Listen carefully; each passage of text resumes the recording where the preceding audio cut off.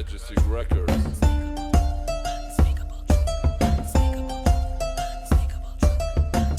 This week on The Unspeakable Truth, we will be speaking about a few different types of medicines to heal the soul and more. We are so excited to have an open discussion about a new trending topic that has been around for years, doulas. We are so honored to have two amazing and local doulas, Vanessa Johnson and Shani Tour. Vanessa and Shani will be talking to us about the importance of having a doula and how they can help during and after the childbirth experience. We will also be speaking to Milwaukee's own Marlon Hill. Marlon Hill is not only a Milwaukee gem, but we share him with the world. We will talk to Marlon about how he became a comedian and how you can go about checking him out and supporting his craft. This week on The Unspeakable Truth. Welcome to The Unspeakable Truth. I'm your host, Kwaku Atrophy. And as I told you on the last show, this show is entitled Medicine for the Soul. And when I think about this is probably one of my favorite interviews that I'm about to do because this is a topic that I didn't know much about and I just started learning. I wanted to make sure I share it with others. We're talking about doulas, and some people might even hear that and say, well, what is a doula? So Vanessa, tell the people, what is a doula? Yes, so a doula is a birth companion, a birth coach. It goes by multiple names. You'll see written in documents is a Greek word meaning to serve. Historically from the ancestral side, as Mama Zakia told me, they just called it a sisterhood. Where you would have, the mamas, the grandmamas, Medias, assisting women through labor and birth and pregnancy. So it basically means to serve, where we offer emotional, physical support during birth continuously. So that distinguishes us from a midwife or a physician where they are kind of in and out. They have other patients to attend to, but a doula stays with the birthing person continuously. It's non-medical. So we won't be doing any cervical checks or blood pressure monitoring or anything like that. But we do offer prenatal education. So we work with families before delivery and after delivery in the postpartum period, where we can assist families in the home. We do like a needs assessment as far as what their needs are. We can help identify like postpartum depression or baby blues, provide resources as we see fit for the family. But really an emotional birth companion that's there to assist and serve the families, and it's a family affair. We work with the birthing person, of course, but if dad is there, if auntie or sister is there. Okay, so hold on, let me stop you right there, because when we talk about doulas and within our community, let's be real, people, I don't want all these people in my business, especially dealing with that kind of sensitive nature. We talk about vibrations and frequencies I don't want in there. Tell us, Shani, why is it so important to have a doula prenatally and how that helps through the labor and then for the post-care, what Vanessa was talking about? Yeah, so having a doula from, the very beginning really helps establish a relationship. And establishing a relationship is probably the number one goal that we would want. If nothing else, we want to provide comfort for the mom while she, is experiencing pregnancy, while she's in labor, and after she gives birth. And we don't take the place of anyone in her family. We don't take the place. I can see it, man. So you don't need I'm right here. What you doing? I can see that drawback. Right, so. But we don't. So we, we get dads involved. Sometimes maybe a father wouldn't know what to do, how to help their partner while she's experiencing labor. And fathers, they don't want to see the mother of their child in pain. So we can offer suggestions like you can hold her like this, you can rub her like this, you can hug her, you can do little things. And then while he's maybe on the front end, we're in the back giving a massage, something like that, or vice versa. We don't take the place of mothers of the mom either. This is my daughter. I'm the one who won't love her. We don't. So we try to. We really do try to kind of create a bond between the entire family and us. So tell me, so we have this bond, we have the prenatal care, and now we're going into labor. How does that work? Like you get the call because of the contractions are coming, or into the labor room. Are you there, and how does that work from that standpoint? Yeah. So generally, we establish in the prenatal period that if you think you need me, call me. And a lot of times, since we've been doing this for a while now, we can identify changes in the voice, changes in their emotion, and kind of where they're at along their labor and process. So if a family feels that we need to be present, we're there. So about 2 weeks before delivery, we generally go on call, or 2 weeks before their due date. Okay. We are on call 24/7. So we have to clear our schedules to be available for that. And if they feel that they're going into labor, we can decide whether we meet them at home or if we meet them at their hospital setting or birth center to assist them in that way. And then from that point, we're there. Okay, so let me ask you this, because these are some of the tougher questions. So when we started to deal with just birth, specifically here in Milwaukee, we hear a lot about infant mortality, low birth weight. Well, how do you help a mother to deal with these situations? We haven't even talked about the other issues that we might not even be aware to know about, like these emergency surgeries. How do you help in those times to prepare them that it could happen, but when it does happen, to deal with it in the immediate future? Yeah, so we try to provide as much education as possible about different outcomes that could happen. We like to preface our meetings with, this is highly unlikely that this will happen, but in the event that it would, we're going to be there with you and your family. And so what really leads to these high infant mortality rates are unnecessary intervention, unnecessary medical intervention. And people who have doulas have a 28% less likelihood of having a C-section, which can lead to these high infant and maternal mortality rates that we have in the city. So I didn't mean to cut you off, but do you get any negative feedback responses from the medical doctors who might be intimidated by you?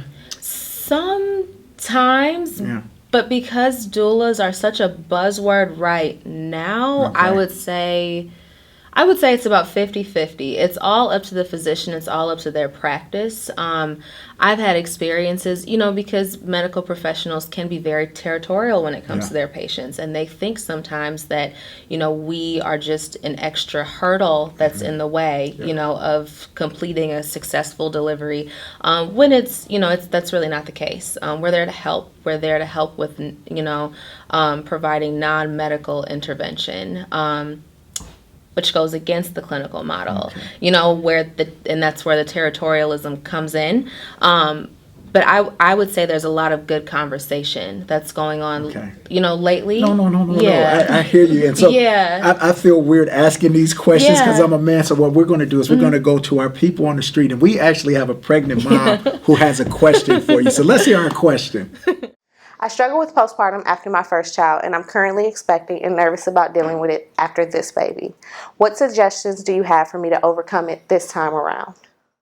So part of my practice is really building those resources and referrals. So I have a lot of licensed therapy practitioners that support me in the work that I do with my families. So as early as possible, I would make sure they're connected so they can start the conversation about ways to reduce anxiety, ways to reduce stress, ways to address any of the social economic factors that may be causing more intense feelings about and nervousness about the pending birth, and really talk to the mom about what the fears are, what are the concerns, what are your stressors. We can also, in the home setting, do mindfulness, stress reduction exercises and activities. Part of my package, I like to include a pampering service where families or the birthing person can just take time to relax and woosah. So that may be a prenatal massage, a prenatal pedicure, prenatal yoga, something where they can just go internal and really focus on what's happening within and find support in that way. But really, again, connecting back to the professionals who do that on a daily basis with the licensed therapists. Wow. What can I say? That's the unspeakable truth. We're going to come back with Shani and Vanessa. We're not done with the doulas. We're going to come back and we'll be right back on the unspeakable truth.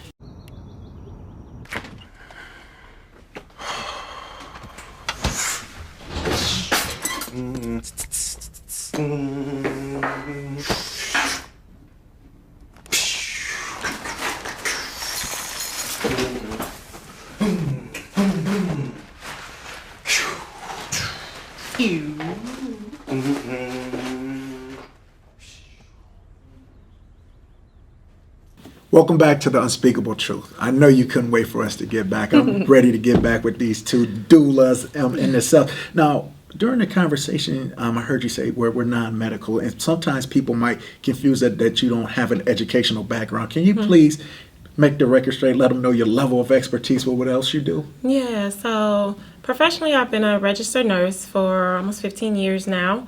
So that's been the dual hat that I wear. I don't tell the doctors that I'm a nurse when I go into. See, I know some stuff too. They might know now. Right. Oh, right. So yeah, I'm a registered nurse as well. Okay, Shani? So I have a bachelor's degree in molecular bio, and I'm completing a nursing program right now. And I was just recently thinking of doing an MPH. So Now, you did some work in the Bronx too. Can you tell me just a little bit about that? yeah, so I used to work in a homeless shelter for pregnant women and babies in the South Bronx. It was a wonderful, life-giving experience. And there I was able to work with 27 moms at a time lived in the shelter. It was kind of like semi-permanent housing because New York and their housing crisis, But yeah, so I was able to be like an unofficial doula. So I hear you say that, and when we talk about doulas and everybody that's doing it, you talk about the stats: 28% less likely for infant mortality or low birth rate. How can somebody get in contact with a doula if they say, I want this in my life, and I'm here in Milwaukee? So Shani and I both have independent practices. I can be reached at nurturingmiracles.com or Vanessa Johnson at nurturingmiracles.com for email. I have, you can reach me at Shani the Doula at outlook.com. I also work very closely with Vanessa. So if you like both of us, then you can reach one or the other, and we'll get you in contact with the right person. So if somebody wants to become a doula, one, can a man be a doula? And then two, how do they start to get this education and experience? Yeah, so I think we have about 4 male doulas in the city. I've heard, and I saw pictures. So it's true. So yes, men need support as well. Yes. So I think definitely having a man as a doula can offer a different perspective. If you would like to become a doula, I will be facilitating a training cohort soon. So that's exciting. Building an amazing curriculum to really foster a sense of sisterhood going through the process, and really sharing a multitude of different disciplines that will be coming to share and be guest speakers. So I'm excited about that. And again, still reaching me by email at Vanessa Johnson at nurturingmiracles.com. So tell us about some of the things you've done in the community. I'm looking through the newspaper. I see you. I go through the Sherman Phoenix. I see this big community baby shower. Tell us about what you're doing in the community. Yeah. Well, it was really like Vanessa was the catalyst for this, but it was the community baby shower and resource fair. We put it on for World Doula Week. It was held in the Sherman Phoenix, and we had a phenomenal turnout. So many donations from so many community organizations that are heavily rooted in the Black community, which was so meaningful. And like all these vendors showed up. It was really a beautiful thing. And we are actually a part of a community doula initiative led by African American Breastfeeding Network. Pretty soon they're going to be facilitating these wonderful community discussions about doulas that will be heavily focused in the Milwaukee area where Black people live and Black people are, because we would like to address the high rates of Black maternal and infant mortality in the city. So yeah. What can I say? At the Unspeakable Truth, you don't know what we're going to talk about, but this is one of those issues that all of us need to know about. And if there's somebody in your life who is pregnant, going to become pregnant, this is something obviously that will be a great thing to have inside of their lives. And to all of the ladies who are pregnant right now, we just want to let you know that we're praying for you, that we love you, we think you're beautiful, and we want to make sure that we pray that you have a healthy, safe birth. We'll be back on The Unspeakable Truth on this episode for Medicine for the Soul with our man, Milwaukee's comedian Marlon Hill. We'll be back on The Unspeakable Truth.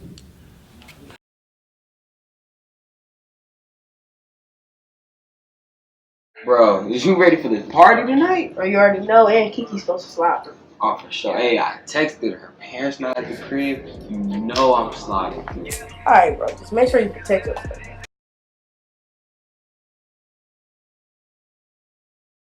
So we didn't use protection after that party, right? So I think we should get tested for HIV or STI. I mean, I ain't been feeling different. I think I'm straight. I know, but you ain't gotta have any symptoms to have some.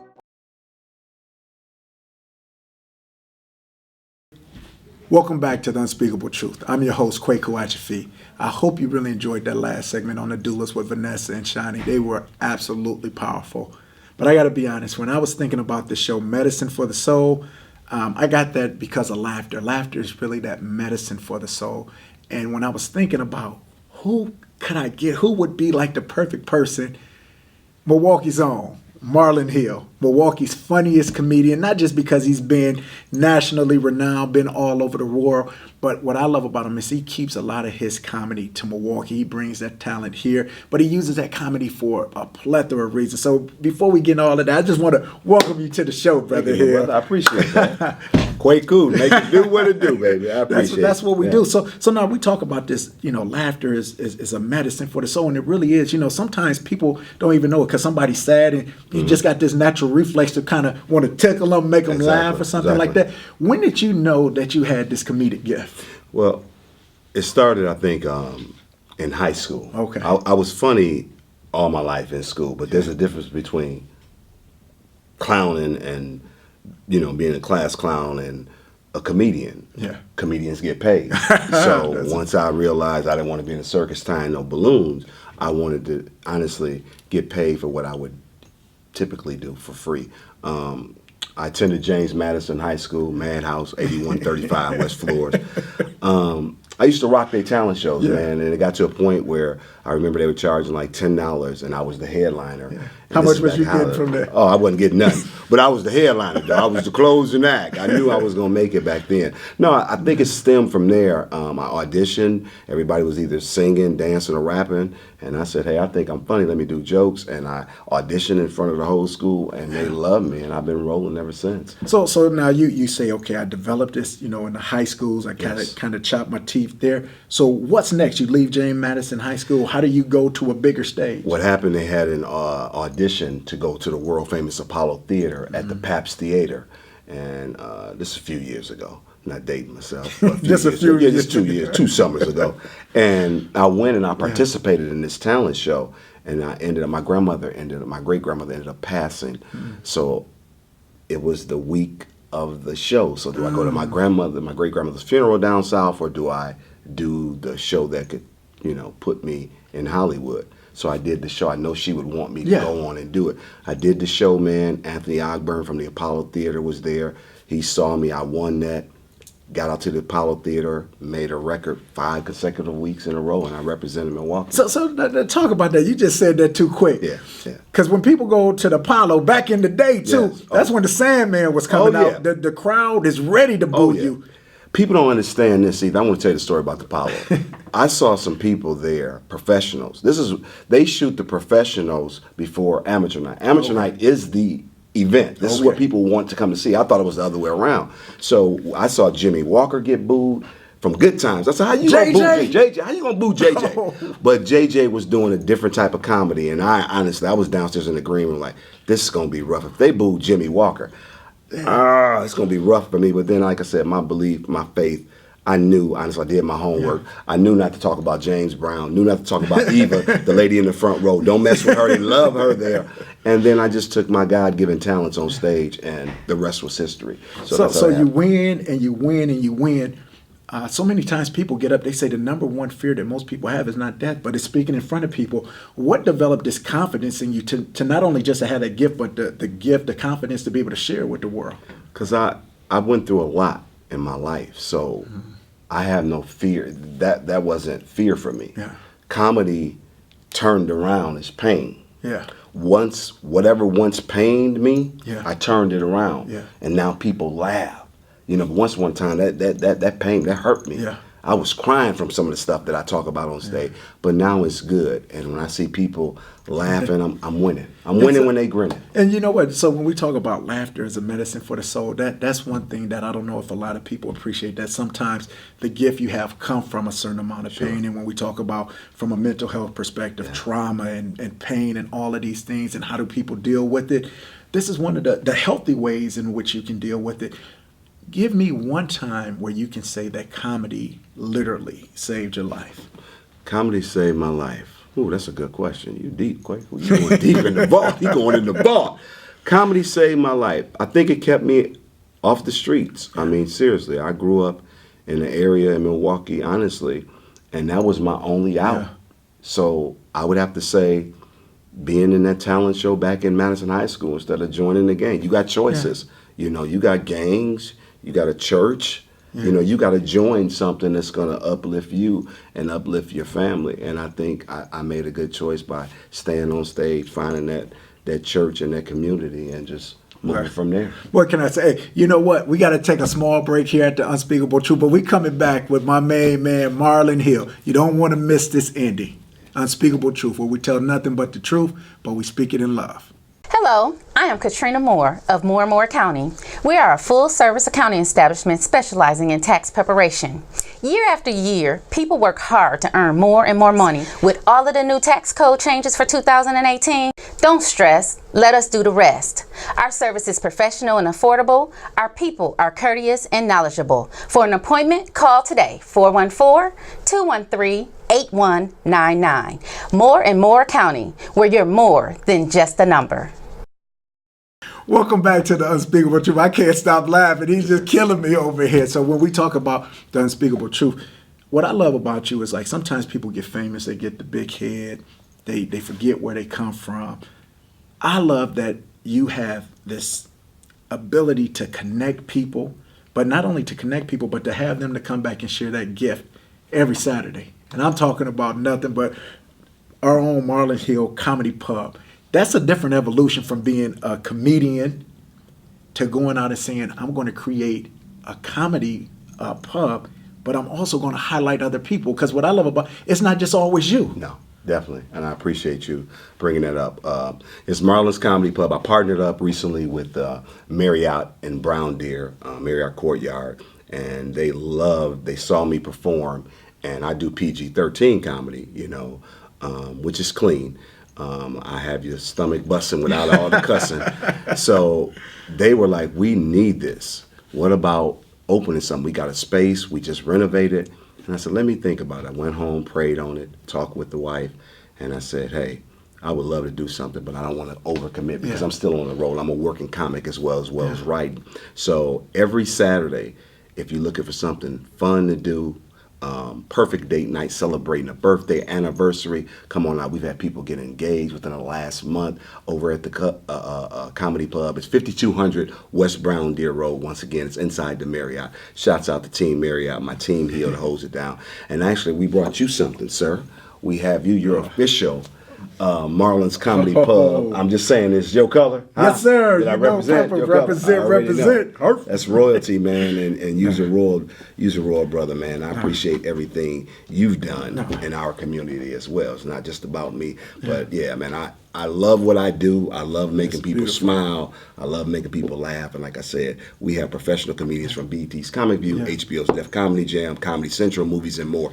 Every Saturday, 7 p.m., standupmarlon.com. Go to that website, purchase tickets online. That's the only way you can get in. It's online advance purchase only. So now you do the Comedy Pub. Yes. You're on the road. Yeah. But I also know that you are a frontline soldier every day working with the babies. Yeah. Educate. How do you infuse your comedy to help educate our children from a behavioral standpoint and an academic? Because I really believe, honestly, man, from my heart, in order to teach a child, you have to reach a child. Yeah. So I use my humor to grab their attention. Yeah. And then I give them that message. So now we always talk about like generations and ages. So what is something you would do to pull a child in that catch his attention, that's something no other teacher probably can do? Well, I do characters. So sometimes I'll break out into character. You know, they don't know the character sometimes. It might be the macho man. I told you to sit down and you're playing games and I'm not about playing games. And they'll start laughing. So I'm like, Mr. Hill, crazy. He's so crazy. But then again, I get them engaged. I get them back on tap. And I'm encouraging. Always trying to inspire and encourage them. And encouraging them to use education as a vehicle to take them wherever they want to go in life. Like we did. You know what? And so when I think about that, we always talk about Milwaukee, and people want to hate on Milwaukee. It's like we're the worst city for this, with social determinants and, you know, low infant mortality, school dropout, prison industrial complex. And those things are true. But it's some great things that's going on. Who were some of the people that helped you to stay on that straight line? Is when other people might have said, let's punish him for this comedy. Other people said, no, this is his gift. Let's nourish it. Who were some of those people? I think my talent coach back in high school, Mr. Frank Colston. I haven't seen this brother in a while, whether he's here or he's moved on. But I just want to give him, I remember, anytime you remember a first and last name, yes. You meant something to somebody. So Mr. Colston was one of those people. Just people, my mama. You know, believe it or not, my mother inspired me being a single parent, you know, not giving up on me. You know, we didn't always get along. And even today, we don't always see eye to eye. But I totally respect my mother.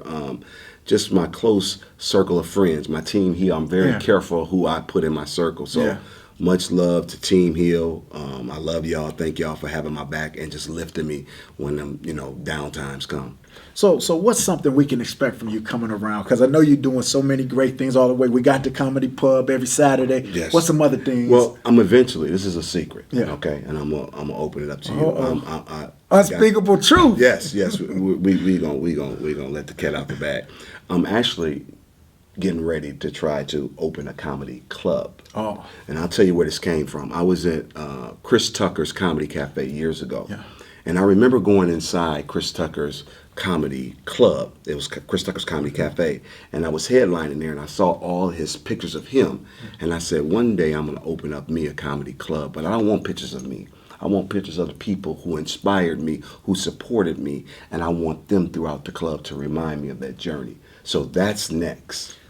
It's next, and I believe it's going to happen. We're going from the comedy pub to the comedy club. Unspeakable truth. Where we speak nothing but the truth. Where we speak in love with my main man, Marlon Hill. Saturday, get Milwaukee's those tickets. Favorite and funniest comedian by far. It's not even close. It's not even close. I'm through. Appreciate it.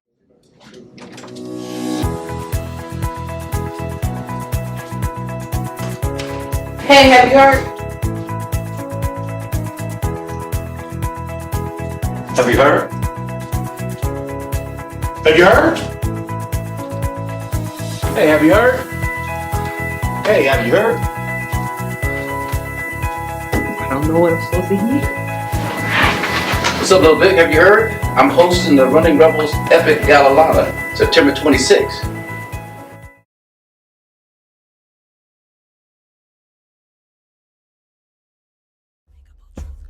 Majesty Records.